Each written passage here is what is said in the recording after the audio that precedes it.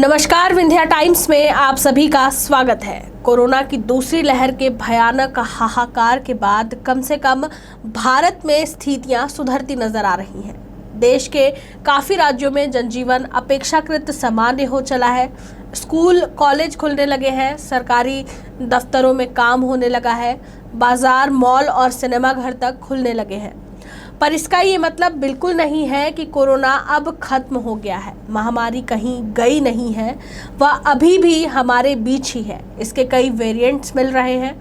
पिछले 2 साल से यह सबसे ज़्यादा नाजुक मौका है। खासतौर से भारत में इस वक्त सबसे ज़्यादा सजग रहने की ज़रूरत है।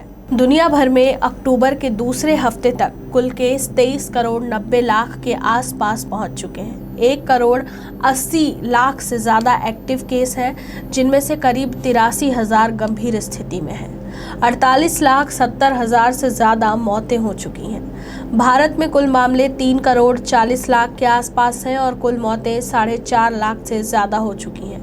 12 अक्टूबर की सुबह तक देश में कुल 3 करोड़ 39 लाख 84 हजार से ज़्यादा केस हो चुके थे। इनमें से एक्टिव मरीजों की संख्या 2,07,937 थी। दुनिया में भारत दूसरे नंबर पर है। सिर्फ अमेरिका में ही भारत से ज़्यादा मामले हैं।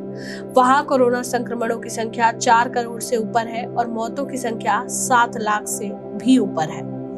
ब्राजील में 2 करोड़ के ऊपर केस हुए और इससे हुई मौतों की संख्या 6 लाख से ज्यादा है।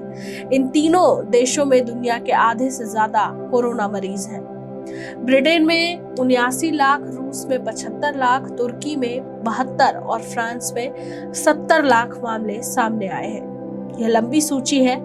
भारत में महाराष्ट्र सबसे ज्यादा प्रभावित राज्य है, जहां कुल मामले 65 लाख से भी ज्यादा हैं। यहां पूरे देश की 1/4 यानी 1 लाख से ज्यादा मौतें हुई।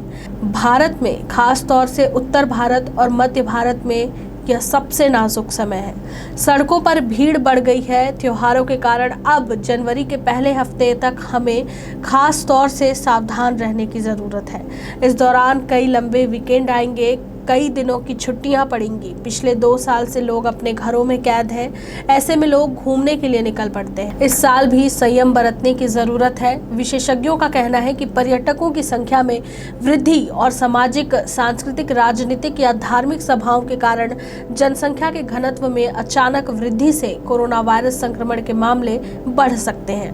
नवरात्रि का दौर निकल गया है। अच्छा रहा, कोई विपरीत प्रभाव नहीं पड़ा।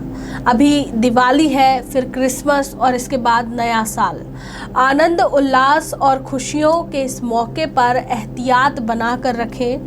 हालांकि अभी तीसरी लहर नहीं आई है, पर उसके आने का माहौल न बनाएं।